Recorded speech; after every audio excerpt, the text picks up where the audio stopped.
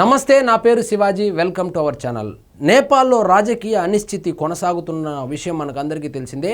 అక్కడ అల్లర్లలో కొంతమంది ఆంధ్రప్రదేశ్కు చెందినటువంటి వాళ్ళు కూడా ఇరుక్కొని ఇబ్బంది పడుతున్నారనేటువంటి విషయాన్ని తెలుసుకున్నటువంటి నారా లోకేష్ గారు సో వాళ్ళని ఏ విధంగానైనా మన దేశానికి మన రాష్ట్రానికి తీసుకుని రావాలనేటువంటి ఉద్దేశంతో నిన్న ఆయన సూపర్ హిట్ కార్యక్రమానికి అనంతపూర్లో ఆయన హాజరు కావాల్సి ఉండగా కూడా చాలా ఇంపార్టెంట్ మీటింగ్ అయినప్పటికీ కూడా దాన్ని రద్దు చేసుకొని ఆయన కేంద్ర ప్రభుత్వంతో ఆయన కోఆర్డినేట్ అయ్యి అదేవిధంగా నేపాల్లో ఎవరైతే ఇరుక్కొని ఉన్నారో, ఎవరైతే గొడవల కారణంగా హోటళ్లలోనూ, కొంతమంది అయితే విహారయాత్రలకు వెళ్ళారు, కొంతమంది ఉద్యోగరీత్యా వెళ్ళారు, కొంతమంది వ్యాపారాల కోసం వెళ్ళినటువంటి వాళ్ళు ఎవరైతే నేపాల్లో ఇరుక్కొని ఉన్నారో వాళ్లకు భరోసా కల్పించాలి, మీకు మేమున్నామనేటువంటి ఉద్దేశంతో ఆయన ఆ ప్రోగ్రామ్ని కూడా క్యాన్సిల్ చేసుకొని నిన్న ఆయన కేంద్ర మంత్రులతో మాట్లాడి అదేవిధంగా అధికారులతో మాట్లాడి వాళ్ళను ఆంధ్రప్రదేశ్కి తీసుకుని వచ్చేటువంటి ప్రయత్నం అయితే చేశారు. సో ఇది చూడండి, ఇక్కడ ఆ డీటెయిల్స్ గురించి ఆయనే మాట్లాడుతున్నారు, విందాం రండి. ఇక్కడ గానీ ఒకసారి చూస్తే కఠ్మండుతో పాటు సిమికోట్ లో ఉన్న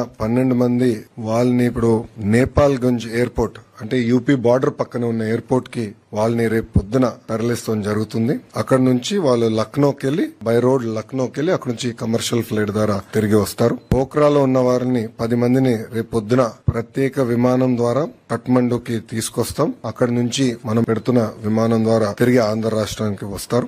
నేపాల్లో అల్లర్లు జరుగుతున్నటువంటి నేపథ్యంలో దేశంలోనే మొట్టమొదటిసారిగా స్పందించి వాళ్ళ రాష్ట్రానికి సంబంధించినటువంటి వ్యక్తులు ఎవరైతే అక్కడ నేపాల్లో ఇరుక్కున్నారో వాళ్ళను రక్షించేటువంటి కార్యక్రమం మొదలుపెట్టిందే ఫస్ట్ ఆంధ్రప్రదేశ్లోనే.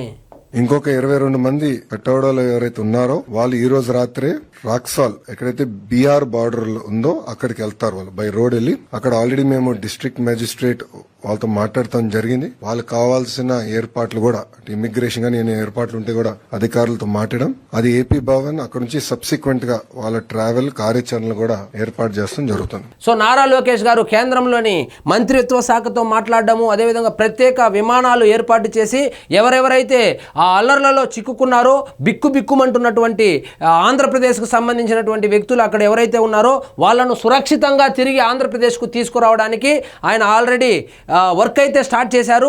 ఇక 2-3 రోజుల్లో ఎవరెవరైతే ఆంధ్రప్రదేశ్కు సంబంధించి నేపాల్లో ఇరుక్కొని ఉన్నారో వాళ్ళని సురక్షితంగా ప్రతి ఒక్కరిని వాళ్ళ ఇంటి దగ్గరకు చేర్చేటువంటి బాధ్యత నాదని కూడా నారా లోకేష్ గారు చెప్పుకొచ్చారు. కాబట్టి నేపాల్లో కనుక ఎవరైనా తెలుగువారు ముఖ్యంగా ఆంధ్రప్రదేశ్కు సంబంధించినటువంటి వాళ్ళు ఉంటే కనుక ఖచ్చితంగా మీరు భయపడవలసినటువంటి అవసరం లేదు.